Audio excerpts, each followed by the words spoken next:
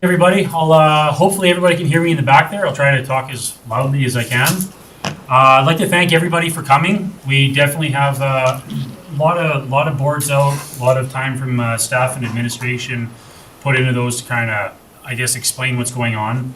Pass it over to administration in a second. I guess we're going to let them kind of run through, I guess, our budget highlights and overview of what we have done, what the council's approved, and what we want to present. And hopefully it works for the residents that are here and everybody who hasn't had the opportunity to make it. Quick touch on our municipal plan highlights. Yeah. They're going over our municipal development plan. Again, just kind of touching over some of the highlights on some of the more administrative changes and adjustments that we've had to do to, I guess, kind of bring it up to date. Sorry, Your Worship, not tonight. We're gonna start that tomorrow Okay, process. I apologize. I didn't get a whole lot of notes here at the start of this. So, and then we're going to run over, I guess, kind of the cold mix. And again, for anybody here, we are talking about ideas on what we can try to do to help bring those back and get those roads back to where they were, to a service level that everybody was enjoying before our financial kind of shortfall and the money that we haven't been able to put back into those. And we are committed as a council to try to develop that again, try to come up with better ideas, different ideas and solutions than we've utilized in the past to try to, get through this and give you guys something worth being proud of and having your homes on again. So with that, I'll pass it over to Your Worship, you should introduce council as well. Yeah. Okay, I'll, I guess, run around council here. Start Mr. Dean. Excuse me, Alan Dean, I represent Whitecourt Central, which is Westmount Road. Peter Kilkin, I represent East Lake Freedom River over on the east side. Dave Cush, I'm the current Reeve and I also represent Anselmo. I'm John Burrows, the counselor for Whitecourt West. No, well, thank you, Your Worship, if I may. Yeah, Mr. Yeah. Frank? Unfortunately, because the way this is set up, we have cameras that we're live streaming tonight, and it will be available on our website, because we're in the fort tomorrow, and they won't get the opportunity to see the live stream, so we will post it to our website as well. So I'm Gordon Frank. I'm the Chief Administrative Officer for Woodlands County. I will be occasionally looking at the camera, because everything you see on the screen in front of you is what we're live streaming now. We have a number of staff here tonight that are here and available to answer your questions. And I'm going to start with the individual to my right. He'll introduce himself and then go around if we can do that. So I'm Andrew World. I'm the Interim Director of Corporate Services. Richard. Richard Twack, I am Field Services Manager. Wilma. Wilma Harris, admin assistant infrastructure. So Wilma is doing our recording of some of the comments that we got for the Coleman. Nikita Ganovchuk, Communications Assistant. Sheldon, please stand up. Sheldon Shep, Manager of Technical Services. Kara Kennedy, Manager of Corporate Assets. Joan Switwick, Director of Community Services. Economic Development Officer. Dawn Horton, Manager of Agriculture Services. Steve Bullock, CWIS Airport Manager and Manager. And Heather Anderson, Community Services Coordinator. Did we miss anybody? There we go. So these individuals will be around for the rest of the night and to answer your questions if you have any after the presentation. I'm going to go quickly over the corporate strategy back in 2021 when these gentlemen were elected. They went through a workshop to develop the strategic plan for the next 4 years as to give us direction, administration direction on the corporate direction that we were going with the county. So As a result of that, they came up with 5 pillars, and the 5 pillars were financial understanding, infrastructure and asset management, regional collaboration and strategic economic development and tourism, and organizational excellence. And through that, there was a series of business plan that was developed for each of those pillars to ensure that we meet the objectives of this council here. And depending on the year, some of them are done in the first year and others are done in the fourth year of the strategic plan.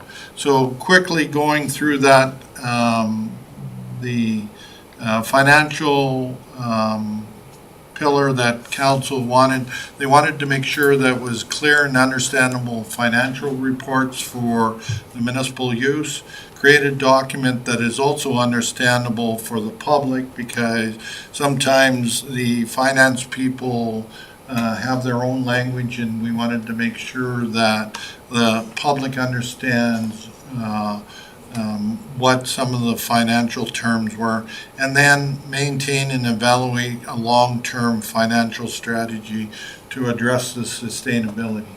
So with that, we are in the 5th year of our financial plan, financial recovery plan, and council will later on in probably April be given the financial status of 2023, and through our audited financial state presentation by our auditors to where we're on that track of recovery in that manner. The next one is the infrastructure and asset management. We are implementing and maintaining a long-term asset management and life cycle plan. We're in the process of, now that we're almost fully staffed, we will begin to evaluate some of the asset management that we've collected, as well as continue collecting, because that's a huge undertaking to understand exactly what we have in our infrastructure and all our assets in the municipality. We'll also provide reports to guide future budgets so that they're made on sound financial decisions based on here's the asset that you have and here's where we see it being need to be brought to attention or being what's the word I'm looking? Rehab, right? So developing a long-term capital plan and creating a sustainable funding model that would allocate restricted reserves for infrastructure so that there's money for the future available for our infrastructure as they depreciate over time. The other one is the, I went backwards. The regional collaboration, working with all our, we have 7 rural municipalities that surround our municipality and 1 urban municipality, and council believes that it's important for us to develop a relationship with our partners, as well as cultivating network events so that we're delivering and understanding the services from I wouldn't say global asset or global picture, but from a regional perspective as well.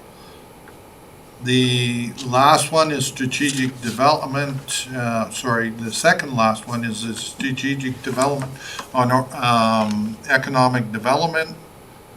Partnering with our local business association and regional neighbors to identify new economic opportunities in both industry, business, and tourism. Cooperating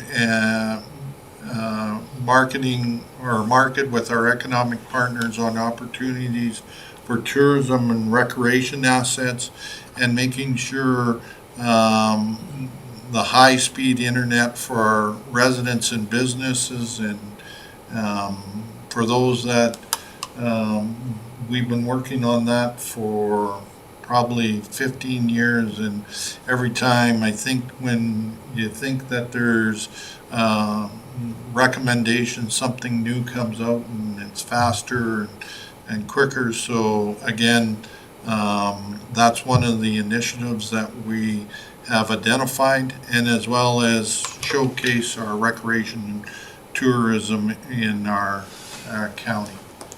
The last one is promote organizational excellence and developing and implementing comprehensive bylaws, policies, and procedure review process. And we've done that, ensuring that our corporate culture is strong with internal and external communications, and then also developing a operational functional capital review, and with the development of a succession plan for the organization, because there's a number of us that in the next few years will be retiring, and it's important that knowledge in our brains get passed on to individuals so that they're successful in ensuring our success in the future. With that, Mr. World will take you through the 2024 operating budget. If there are any questions that you do have, feel free to hold to the end, and then we'll address any of those questions that you might have. Thank you, Gordon. So I'm going to provide just a brief summary of our budget for this presentation, but our detailed budget is on our website if anybody's interested in going to look at the document. We've had it posted since December. It's an easy find on just type in Woodlands County budget, and you can see our detailed budget. So this is just kind of a timeline of how long the budget process takes.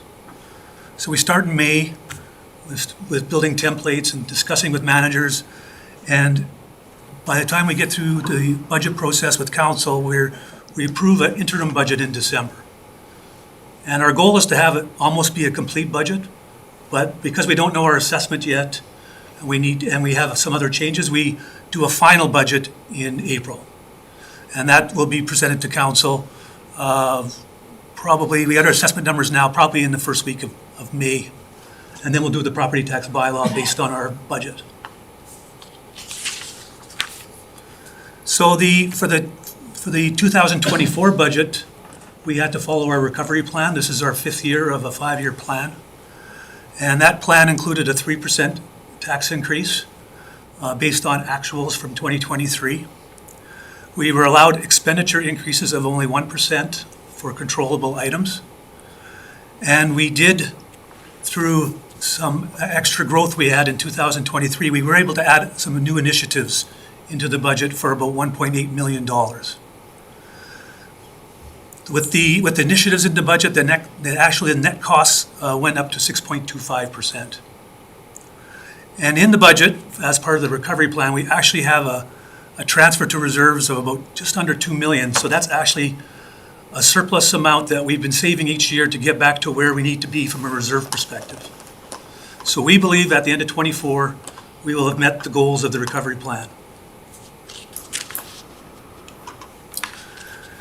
So some of the factors that went into the budget, there is some things that we don't control. We don't really control insurance costs, power costs, natural gas costs. So those things are higher than 1%. I think the natural gas costs with the carbon tax it was like 22% increase. So some things we don't control, we can't do anything about it. But we did have some positives in terms of the fact that we're now in better financial condition.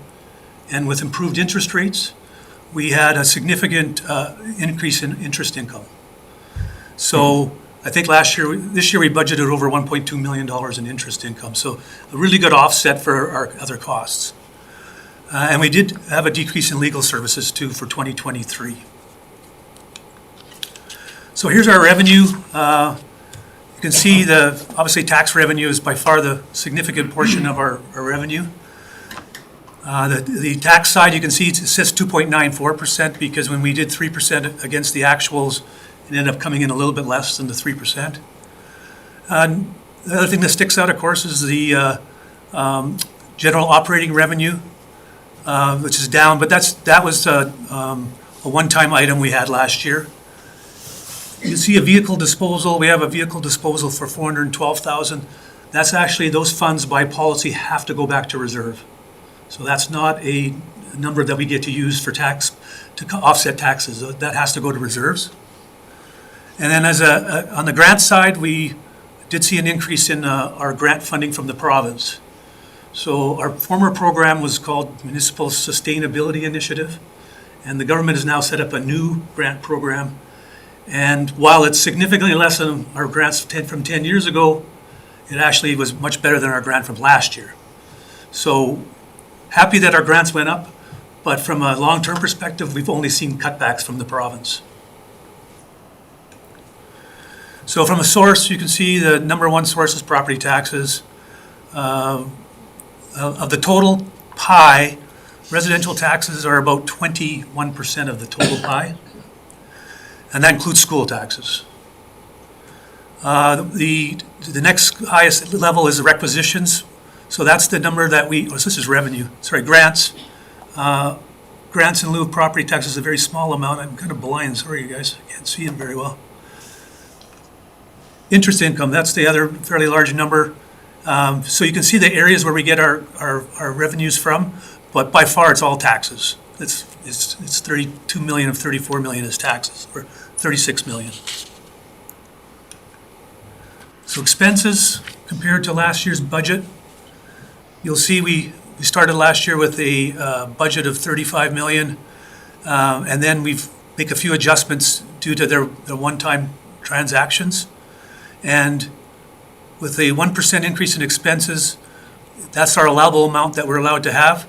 We actually ended up having a excess this year. We actually did not have a 1% tax increase for expenses. It was actually about 0.6. The initiatives, that however did cost extra funds, so our total adjusted expenditures are 6.25%. Again, those have been funded by last year's surplus. So by department, obviously infrastructure, by far the highest expense for a department. It's about 18.5 million. Roads is about 13.5 of that. The next highest is administration, and that does include the ICF with the town. That is still pending. And then our third highest cost is actually requisitions. So that's school taxes, Lac St. Anne Foundation, Barhead Foundation, and DIP.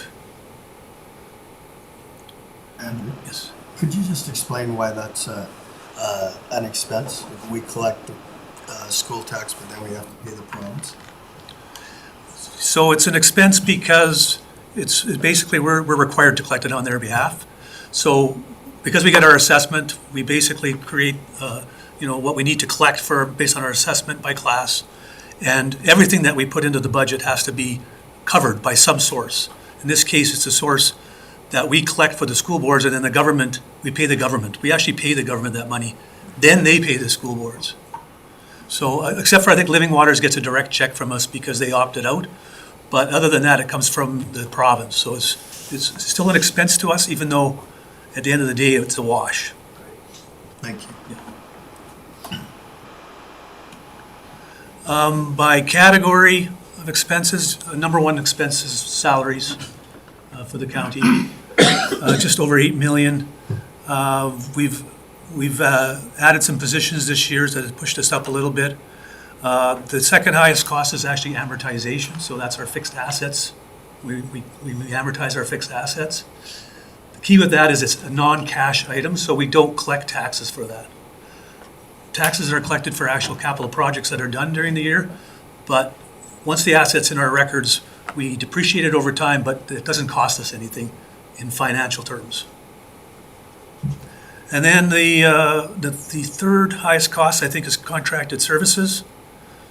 And then requisitions again for school taxes. And then transfers to capital is the next highest cost from an operating perspective. We transferred just a little over $4 million to our capital budget from operations. So that's from your tax bill. New initiatives, it'll be very hard to read, so I'll just go through some of them. We have 5 new positions that are in the budget, 2 new equipment operators.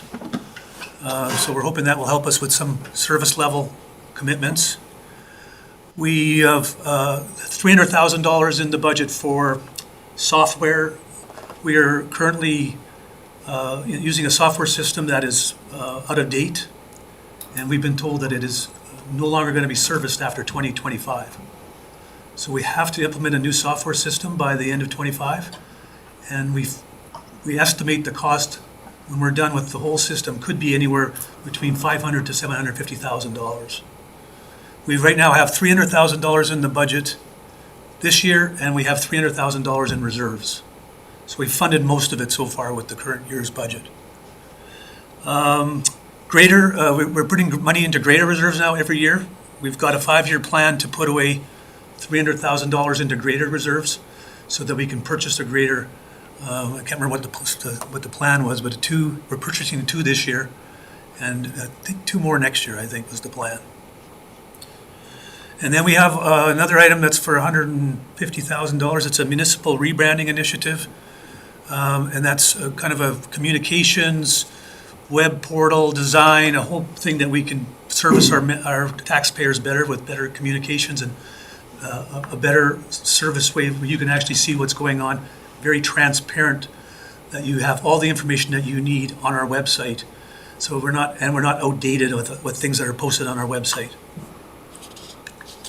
So that's what our staffing will look like at the end of 24. We're still, basically we're back to full staff. So after the recovery plan, we lost 12 positions to layoffs because we needed to streamline operations. So we're getting back to where we were, and we feel like we're in a much better position from a staffing level and resource level.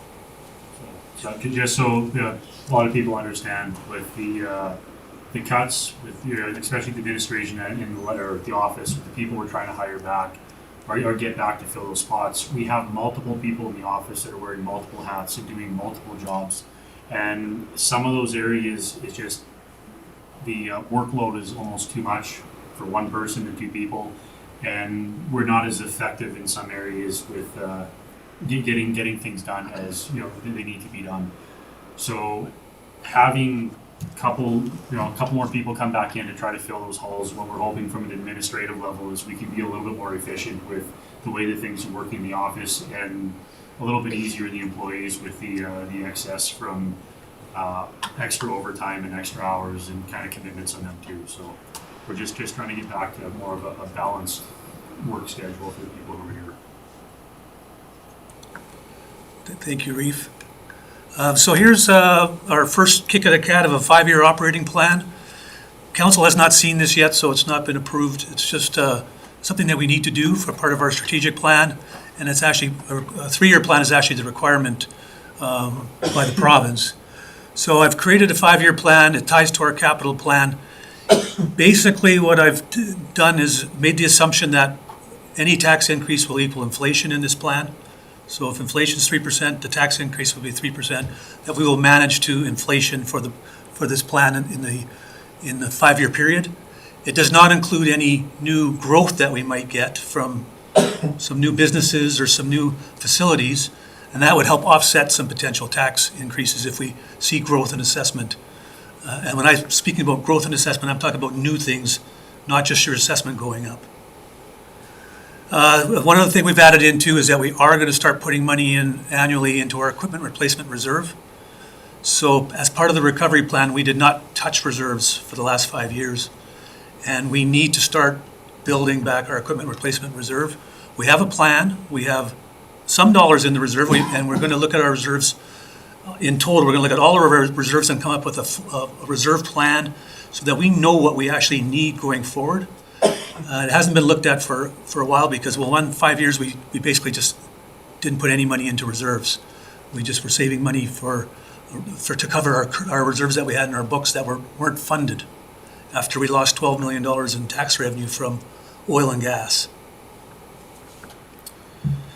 And I'll bring this final version to council in April and May with the budget. So they have not seen it, so don't ask them any questions on it. And now I'll pass the baton over to Richard, and he's just going to go through the capital budget very quickly. He's had it on the wall, so if you want to see the details of the capital budget, you can go take a look there, but we'll just give you some highlights. Okay. Unfortunately, I don't have any pie charts. He used them all. I just have some charts. So this is our capital budget for 2024. It's just over $11 million. And you can see what that's made up from there. The top line is the carry forwards from 2023. So any of the stuff that we didn't get completed, that's where that is coming from, which is about 10% of this year's budget.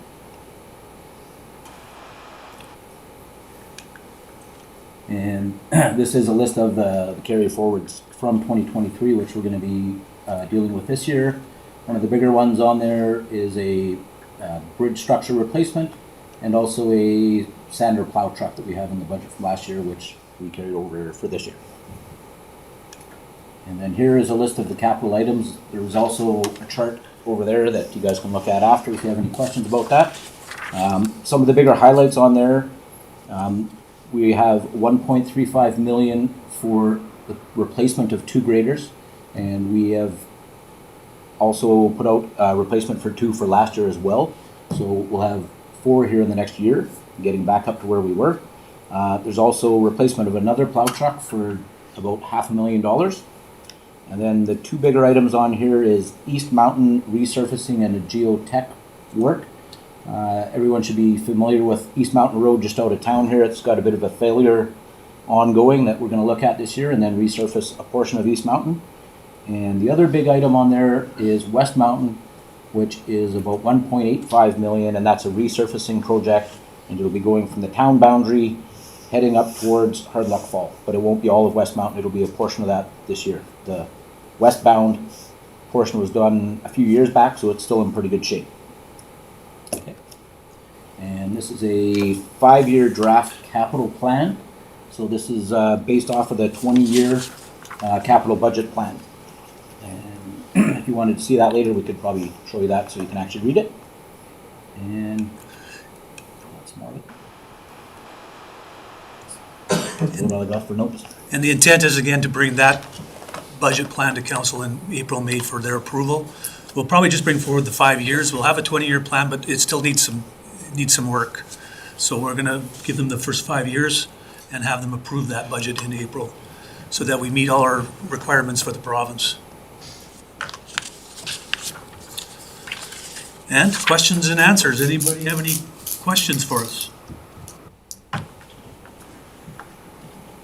Yes. Hi, Ray Elks. Question I have is related to the corporate center.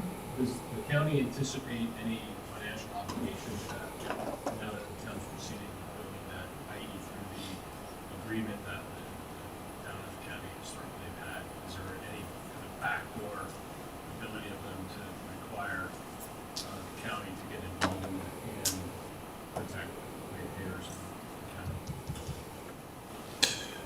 Your Worship, if I can answer that question, and again, unfortunately, it's too premature to determine that because there's a number of factors that are outstanding, and one is the intermunicipal ICF agreement that is has gone to the courts for judicial review, and the judge has concluded, but yet has yet to make his decision. And that was June of last year. We anticipated We were hoping that he would make a quick decision by the end of June, and then because of the summer months, we said, okay, now September or October, he would make a decision, and now we're in February and no decision. So depending on that ruling, there may be a decision that will affect your question, right? So I don't know the answer to that. However, during the process of any ICF, intermunicipal cooperation framework agreement, there's an opportunity for either party to open up that agreement, and there is a review process that every 4 or 5 years, depending on which type of agreement that we have, because we have 7 with our other municipalities, rural municipalities, and they have different timelines. So they may introduce that to say they want to pay for the operating costs. So has the county made any capital financial commitment to that project? The county has not. Our decision that we've made and we've stood with is that it's not the right fit for our residents. We had a survey went out, I believe it was last year or the year before. The response we got was resoundingly no. So on the capital end, we've stuck to that. We honestly can't afford the extra financial draw right now. We have our own infrastructure that we got to put money into. So at that end, no, we have not committed to anything on the capital side of that project. But as the CAO said, after it's built, depending on how the agreements play out, we might have to pony up for the operational end. But that'll be determined after the courts. Yep.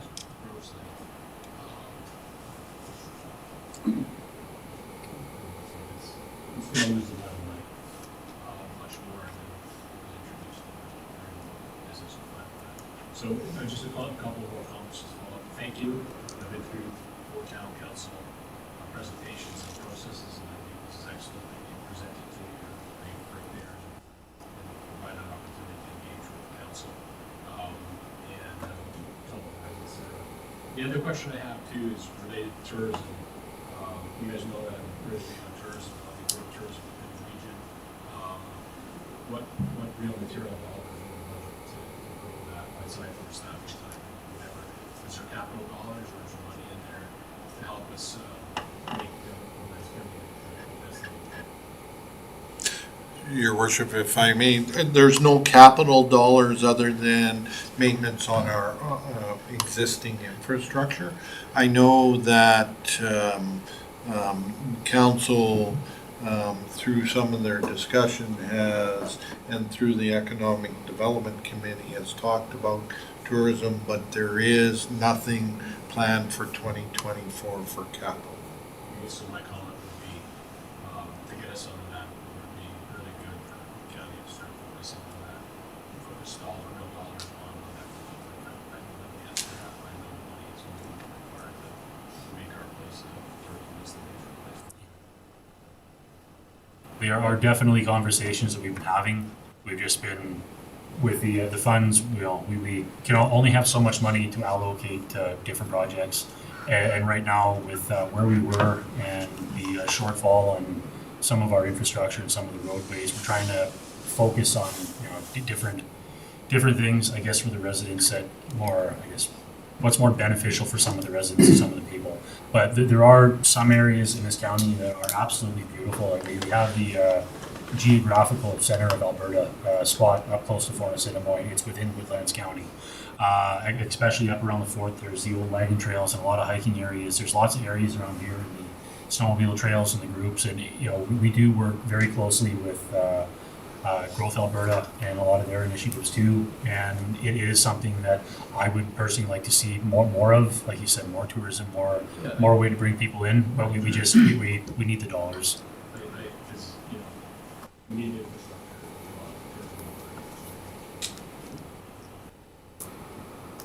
The natural beauty of the supply.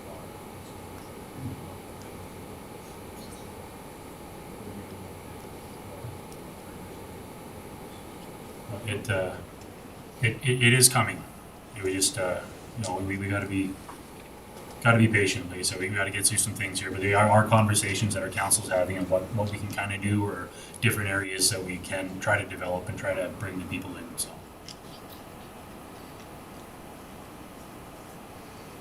Go ahead.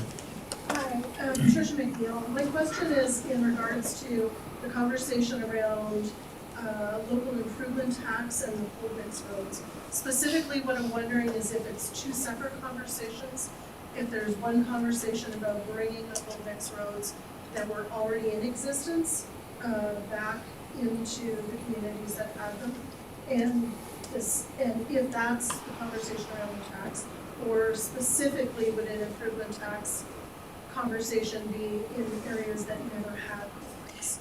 The improvement taxes for the areas that currently have it, that we've been, like I said, shortfall on the infrastructure there that we're trying to bring back. So the idea is, trying to find ways to help fund that project, to help fund those, to get them back to where residents had them at. So it's just, it's an option that we put out. We haven't committed to anything. We just wanted to open up that conversation with the residents and kind of get your guys' feedback from that too. Interesting. Because definitely there's people who've purchased their homes based on the idea of them being a paved road, and then now that pavement's been removed. So that's certainly another concern that a number of people are spoken with. Question on that as well. My name's Delene Perch. I live in Gibson Acres, near Wood there, and we have one of those roads, and it's been horrible since I've lived there for 9 years now. So for us who may be willing to consider a local improvement tax, does that then mean my road is guaranteed to always be good? Because I'm saying you want more money for it, I'm already paying taxes. Well, I know that, but I've also lived places that my taxes were a lot worse and had a lot worse services, so there are some pros to here compared to other places, but I mean, the wear and tear on your vehicle, is that worth a couple extra $100 under taxes a year? Or, I'm not saying I'm for or against it till I know more, but if you're gonna ask for that money, what are our guarantees that that road's gonna stay good? That's definitely a fair question. It's, I would think the answer to that is that if you're going to be taxed for it, is if the service level is going to be at a certain level, then that expectation that it stays at that level should be there. Okay. If your worship, I may, and the intent is, no, so if I may, is, so council hasn't made any decision in regards to local improvements at all. But if council does proceed and goes with that, and we talk from a 5 to 7 year improvement, those costs would come up and you as residents who are be involved in that local improvement would know your estimated costs again based on that year. And the county, our recommendation from administration would be that we have to maintain that level of service for the time of the local improvement.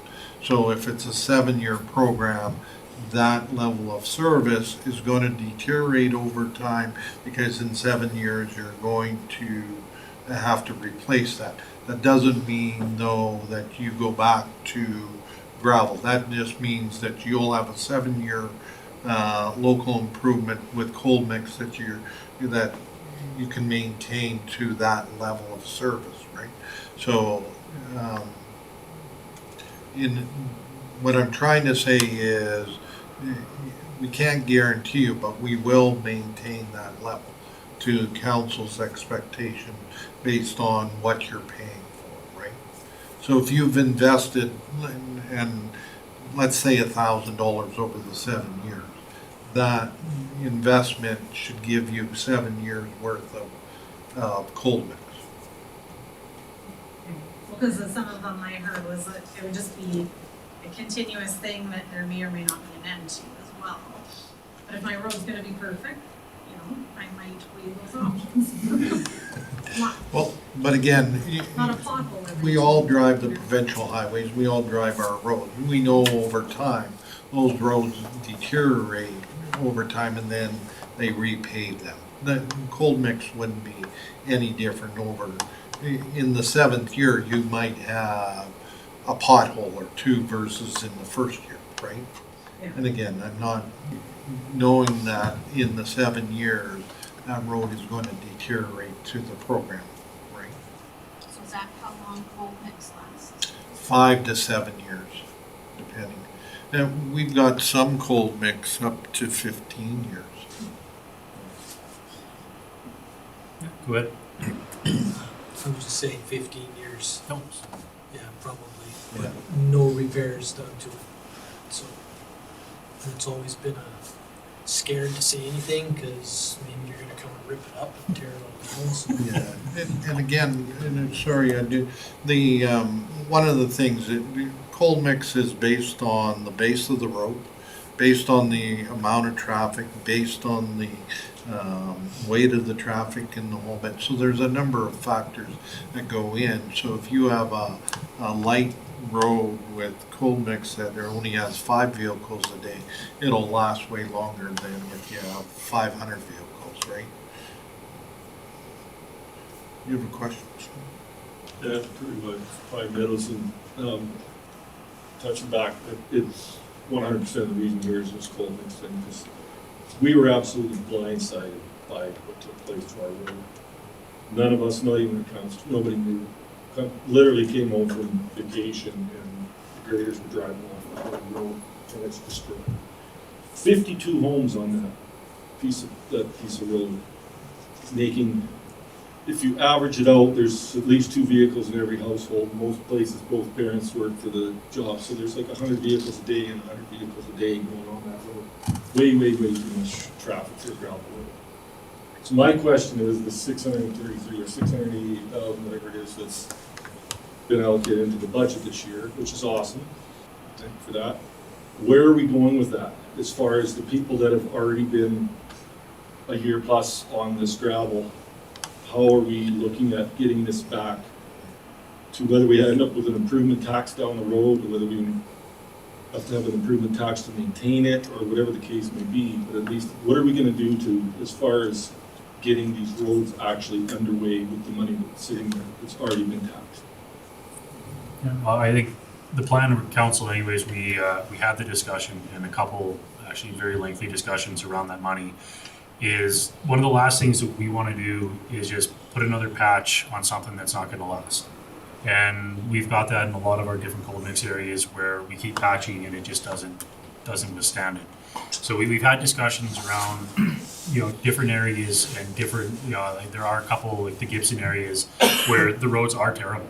They really are, and they just don't seem to be getting better, and possibly looking at different solutions for the bases, different solutions for what administration can bring back, a different plan. What we were doing in the past in a lot of these areas, not to say it didn't work, but it didn't last very long. And I don't think that the discussions we've had with this council that's the route we want to take. So with the money that we have allocated, we're hoping for administration to bring back some options. They say where we're going to apply it, what different products might be out there, and different ways to put it in or test the base or whatever's under the road to make sure that the product is going to last. So we have money in the budget. I know 680,000. If you look at the volume and the length of roads that we have, it's not going to go a long way in the first year, but it's at least a start. We can start looking at what we have to do in different ways and stuff that will work, and then spread that out across the rest of them. So, we don't have a really large plan or something, I said, very robust currently. We've had a few discussions around what we would like to see and to make sure that the money is allocated in the budget for it. Given that we have construction season coming up here soon, I'm assuming administration will probably have some of that weeded out and brought back to us later. So if I can add to that, so the timelines, just so that everybody knows, is we're doing 2 open houses, one tomorrow night in Fort Assiniboine. After that, we will then gather the feedback We'll present it to council in March. The feedback to that council will have the discussion of whether they're going to proceed with the local improvements or not. But once that decision is, there is, the plan is 7 areas for 7 years, right? So, and then we would have to do with our asset management team, they're actually doing the evaluations as we speak to give council that priority list to say, this is where we need to reinvest in that road, and there's some additional improvements before we relay cold mix down, or here's we've already pulverized that, and here's our recommendation on which year that should be done, right? So again, and we're not at that stage to whether or not your subdivision is this year or council prioritizes it in year 3. But that'll be a future meeting before the spring. So we're working towards that construction season in May, starting in May. One more quick thing, are we also considering more aggressive road bans on these cold mix? Because it's really not designed to take a lot of the abuse that it's getting. I know it's hard, but. The short answer is that's one of the strategies behind to maintain that road for that period of 7 years. Again, some of it is the base itself. We know that there is some base improvements that have to be done before we lay coal mix back down, and some of that evaluation is starting to. We're doing some of the preliminary work. Al, you had your hand there. So I'm going to be careful with what I say here, but I know I've had this conversation with quite a few residents prior to this presentation, and that is the reality that existed, the financial reality that existed that forced the Council of the Day's hand to make the decisions to abandon the cold mix rehab and have those cold mix roads return to gravel.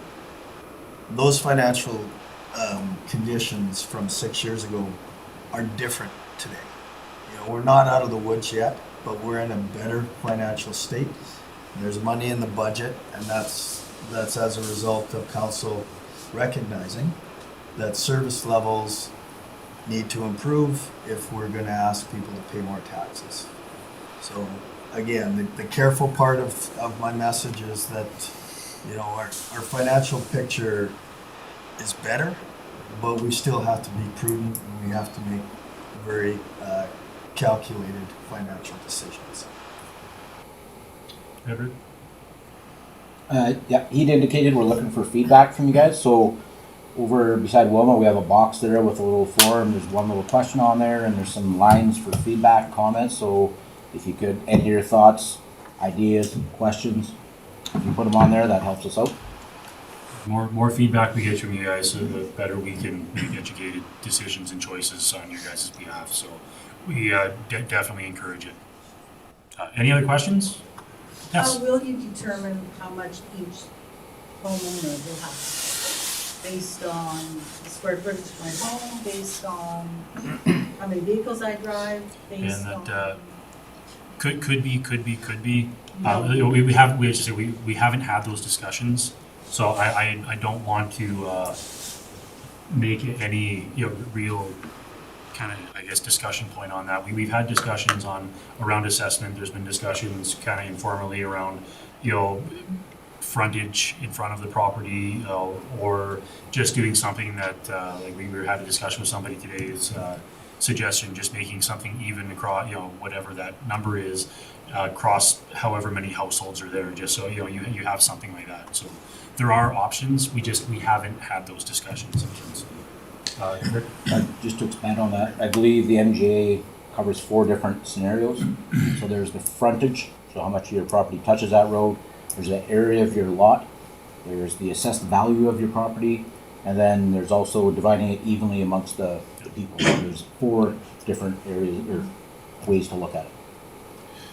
The other thing, if I may, your worship, is once council makes the decision in regards to whether they're gonna proceed with local improvement, there's a whole process that administration has to get prepared for to present that bylaw, and then you have an opportunity, if you don't like that, to petition against that bylaw.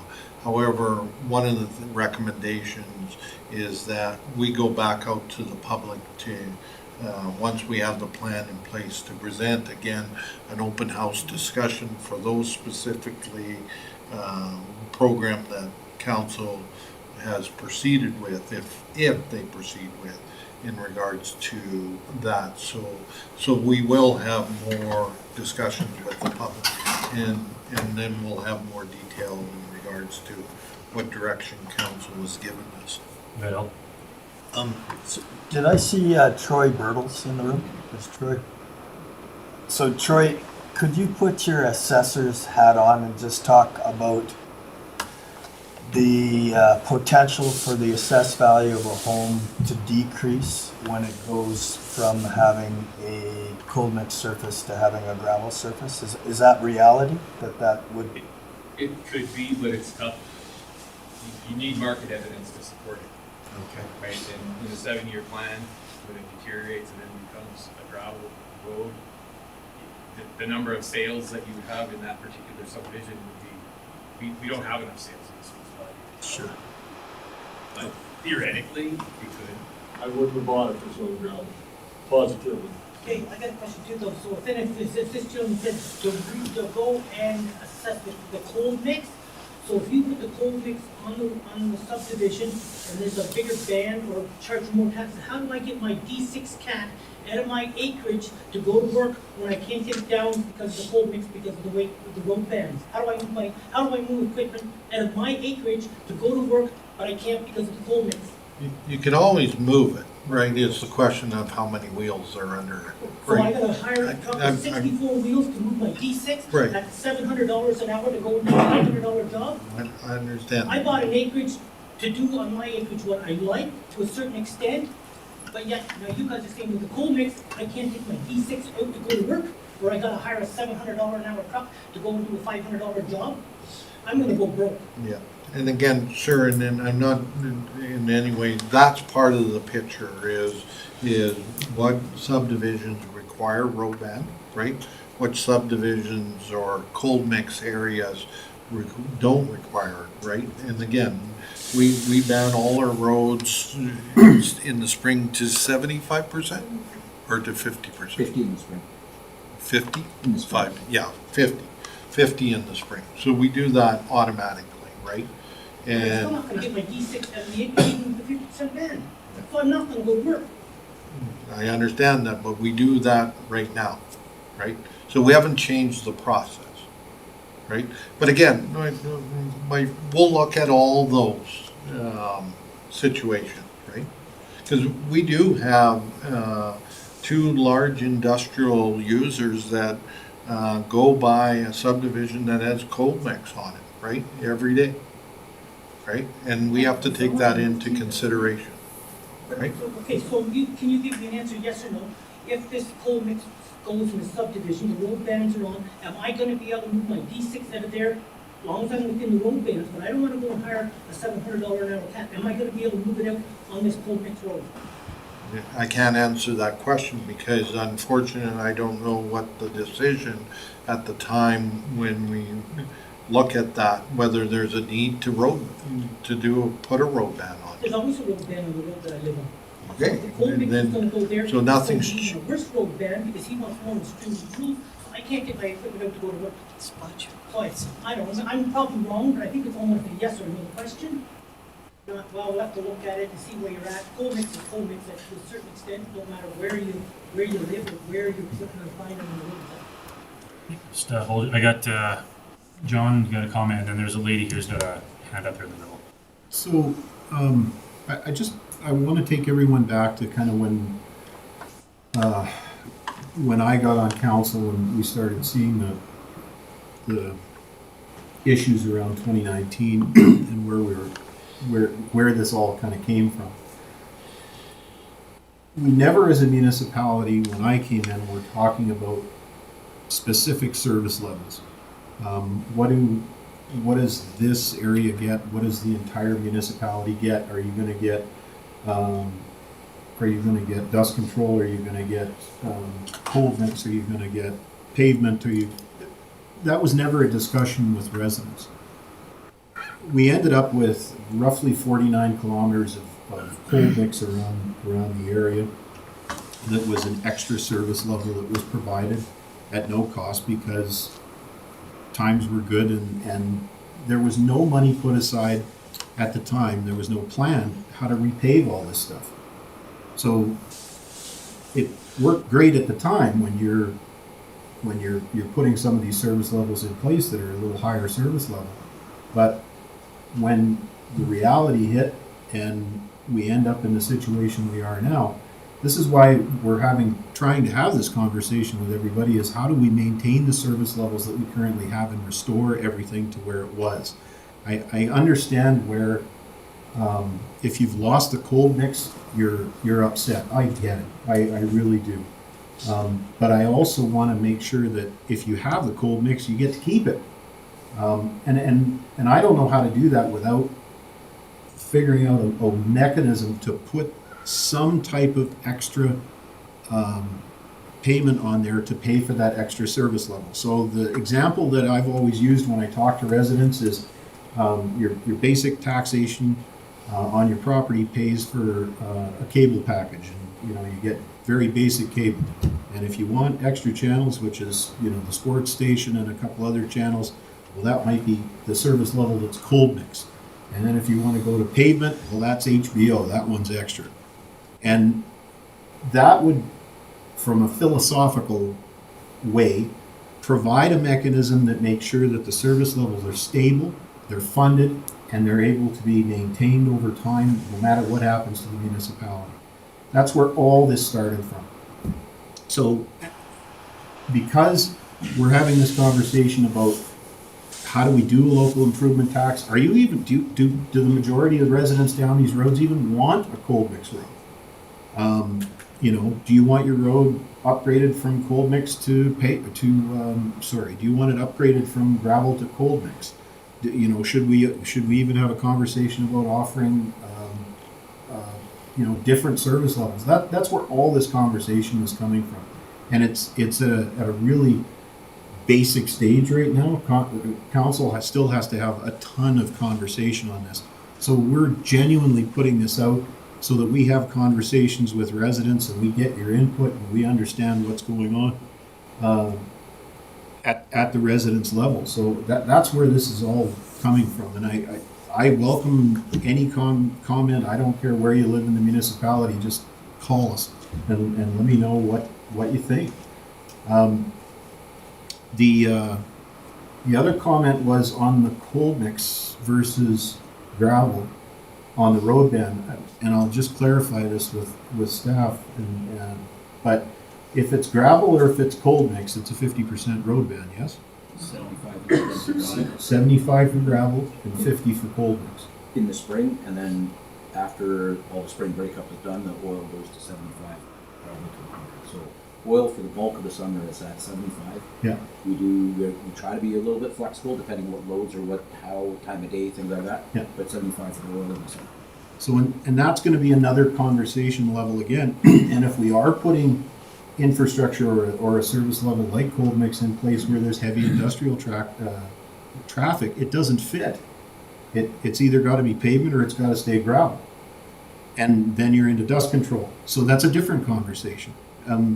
But this, hopefully that gives you an idea of how complicated this is, and we're trying to have this conversation. So There is a hand up in the middle there. How many different subdivisions have gone to gravel from cold mix besides Pine Meadows? What are our wish list? Maybe a couple have gone completely. Yeah. Not a lot. We haven't gone very far with that.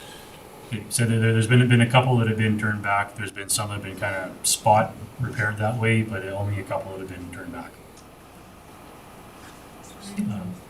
My question is, are you guys gonna send out surveys to us instead of just having these meetings? Are you gonna give us a survey so we can answer it, mail them out to us? Or on the website, so we can actually know what's going on? Yeah, your worship, through, sorry, I'll take away my council meeting comment. So right now, the direction is the 2 budget open houses and having this feedback from the individuals that attend tonight. So once we present that to council, the feedback we'll get, there'll be a recommendation to council, whatever the recommendation is going to be.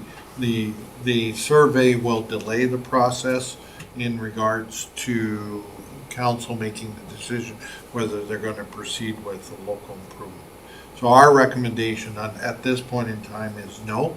We know that if council does proceed, that our recommendation from administration is to come back to the public that are directly affected with whatever program we start with, right? Before the, because it would have to go to a bylaw for us to be able to do that through administration. And we would have another opportunity for the, like you said, the residents in those roads who are going to be affected to be able to come and have another discussion and kind of see what we're proposing or what they're for or against. But that information would be given out well in advance of any type of meeting being set out so that we have the opportunity for residents' feedback. Any of those things that come up are always posted on the website and on our Facebook page, and they usually on any local paper, and I believe they add in the on the radio also for any of the open houses or that stuff that come up. So we try to hit as many media sources as we can locally to get that to anybody. And if we end up going the route, whichever route we end up going, if there is any other public input that comes out, we will definitely try to do what we can to make sure that the impacted residents know. Al, I see your hand is up there. Thanks. The idea of a survey makes a lot of sense. Typically, surveys, the percentage of respondents to surveys are not what you'd like to get. But the idea of a survey is not a bad thing, and it's something that could be in the toolbox to gather information. One of the challenges that we have is trying to communicate and allowing that communication from the county to the resident then kind of proliferate out. We don't even have everybody's email addresses. So the letter was sent out, and I know a lot of people reference the fact that they got a letter, and that's great. But I know that if I send Mitch an email, he might just send it to the people in his address book that it affects, and that helps too. So we're going to continue to look for feedback, and I would say no, we're not going to rule out the idea of a survey. That might be the recommendation, but council at the end of the day is going to discuss it and look for what council feels is the best way to get information. Yeah, please. I'm just curious, before making a decision on the local improvement, I'm wondering if you guys have had the opportunity to learn from any of the other neighboring municipalities and that maybe have had experience with local improvement taxes to gain information from them, as well as other municipalities in northern Alberta, ideally, of course, that are having concerns with gold mix or the East gold mix. Because when you said that basically you're looking at a 5-year to a 15-year mix, like on how long it lasts, it would be nice to confer with those other municipalities and maybe have a list of best practice contractors, or is it just the base that becomes the factor, or is there contractors out there that are doing cold mix that are essentially getting better results? Well, as far as reaching out, I know that they have had discussions with other municipalities. We have had information brought back as far as how the localized improvement tax have been utilized. It's not uncommon in a lot of municipalities to use a localized improvement tax. And when you talk as far as issues with the cold mix on the roads, whether it be the base, there's lots of issues. There's a base, there's drainage, there's springs, there's a multitude of issues that can affect the road. Everything from what's under the ground to even the loads that are transported and the volume of traffic. So we have had those discussions with infrastructure on that, but we need, like I said, we're still early in the discussions before we go anywhere on this. And before we start putting or investing money into the roads, what this council wants to do is have a better understanding on what it's going to take to maintain that and actually build back the road to what it should be. If there's a problem with the base, we'd like administration to bring back solutions on what we have to do to fix that base before we put a top back on it. So there are lots of discussions that still have to be had before we go anywhere on this. We do have the money in the budget. We do want to start putting something into those roads, but we don't want to just put a Band-Aid on it over and over again and end up in the same boat where we are. We actually want to be able to try to fix something this time. Please don't delay it. Sorry, I couldn't hear you. Please don't delay it. What's the estimated time, I guess, like 3 to 5 years before we see pavement, or, like, I know you don't have an answer due to all the other factors. Well, like I said, we do have money in the budget for this year, so we should be seeing something this year. As far as how much gets done and where, we haven't, that part still has to be developed or, with discussion with administration, and it's going to depend on, I guess, the cost on some of those areas, depending on how far we can actually do. But we do have money in the budget this year, and we are planning on starting on some of those roadways at some capacity this year to start turning some of that back to what it should be.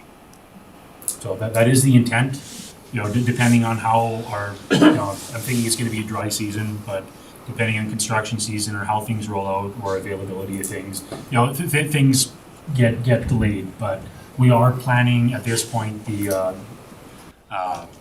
I guess plan for this council is to start putting money into those roads this year. Yes, sir. This was brought to me in the past, and haven't really seen it go any further. I think it's more the people that live in the community, for them to maybe do something about and come to you guys to talk to you about it. But some of these roads that maybe have a lot of traffic, like Terry was saying, there's 52 homes on that road. How many times are those vehicles traveling up and down those roads? Is it something that road, if it can't handle, because of all the traffic, the cold mix on it, is it something that maybe you need to talk to those 52 people that live down that road? Or those 52 people need to all come together and talk about it, and maybe they pay a little bit more taxes down that particular road, and it gets paved, and it's worked out over a course of so many years where they pay the taxes and the county eats up some of that money as well. Those discussions have actually started also. Part of it that we've been talking about is the cost per, cost basis, the life expectancy of the cold mix versus the cost basis, the life expectancy of a paved road, and trying to see which is the better valuation for which areas. So we don't have the numbers from administration on a road by road basis yet, but we have started having those conversations with council. I believe that was back in October. I think we had it in one of our meetings. There was actually kind of a bit of a comparison was brought back from administration with some numbers for us to look at, but that's not off the table. It's going to depend obviously on what the cost of that cold mix in that area is versus the life expectancy versus paving versus the life expectancy. If the better value for the dollar is going to be to pave it for the life of that road, I would be more for paving it than putting cold mix on every 5 to 7 years. So, but again, those conversations have started. We haven't made any decisions either way. We need more information on our end before we can make a decision that's actually has a little bit of weight behind it and something that'll stand. But we are, like I said, that's not off the table.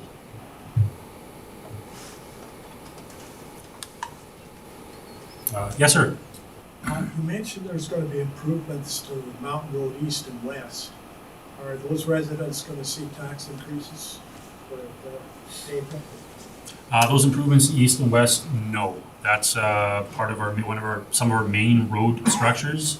That is bored by the county on our own through our capital infrastructure. So those costs, I believe, were debenturing. That's the current plan. Yeah, Council hasn't approved that yet. The administration's recommendation right now is to have the municipality, I think it was over a 20-year debenture, pay for that versus over the life plan of that road before the next surfacing. So those paving initiatives, they're necessary, they're needed? those ones are necessary on those roads, yes. They're already at the layer over. I think West Mountain is currently over its life expectancy, and East Mountain is there as well.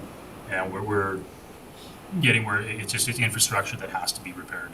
If we don't put the money back into them, administration has been warning us over the last couple of years on a couple of them that it's continuously, with the extra breakdowns and degradation on the surface, it slowly costs more and more money as we put it off.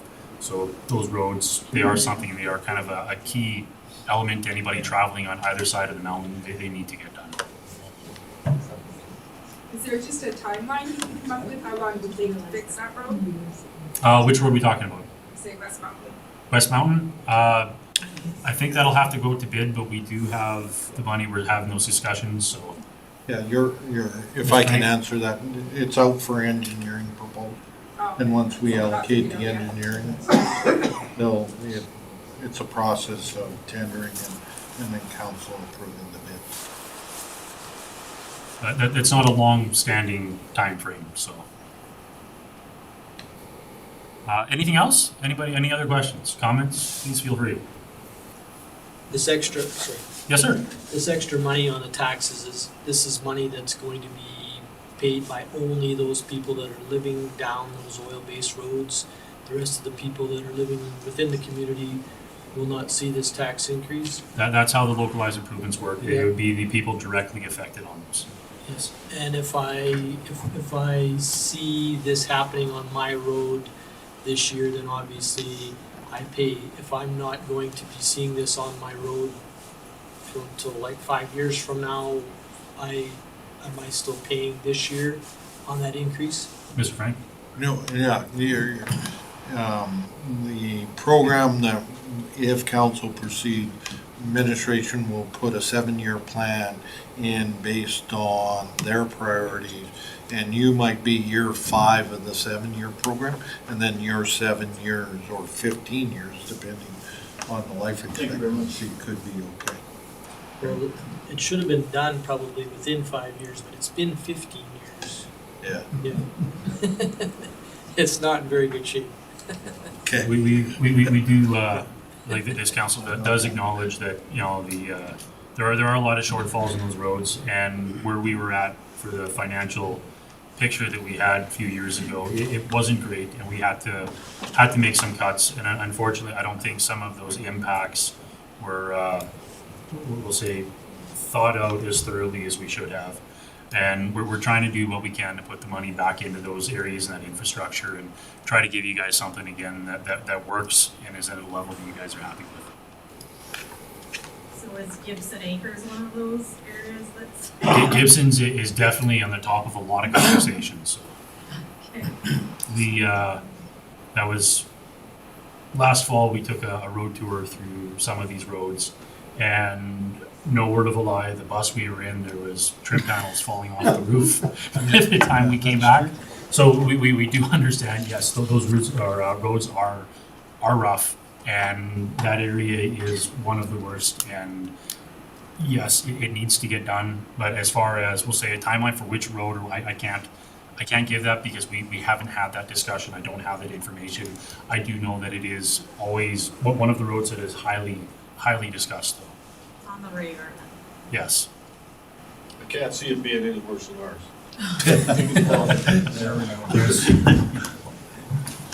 We have this contest all the time. Who has the worst cold mix? Yes, question in the back there. You were talking about needing to know what the base is, you know, do you need to rebuild the road or not rebuild the road and stuff? Have you been doing core samples over the number of years? Do you have core samples in place, know what the base is like, or what are you planning on doing there? Like, for Gibson, you know, have you been looking at the roads already, or Pine, have you been looking at the roads already to say, we need to rebuild the base, or we need to do this? Like, what's your plan, like, what's gonna happen with that? Richard, do you?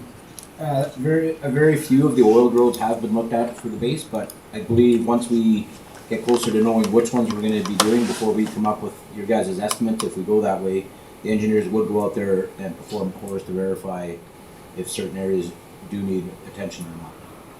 So on the oil, we haven't been Also, that's been done yet. not so much on the oil, no.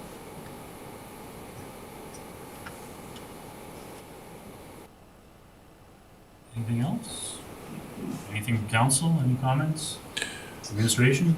Yeah, we're around for the next 15 minutes, and then, We're around for bid. I'm sure if it takes more than 15 minutes for people to answer their questions, and Mr. Frank loves sticking it out, so. But thank you, everybody, for coming, and please feel free, if you have any comments or concerns, add them to the box.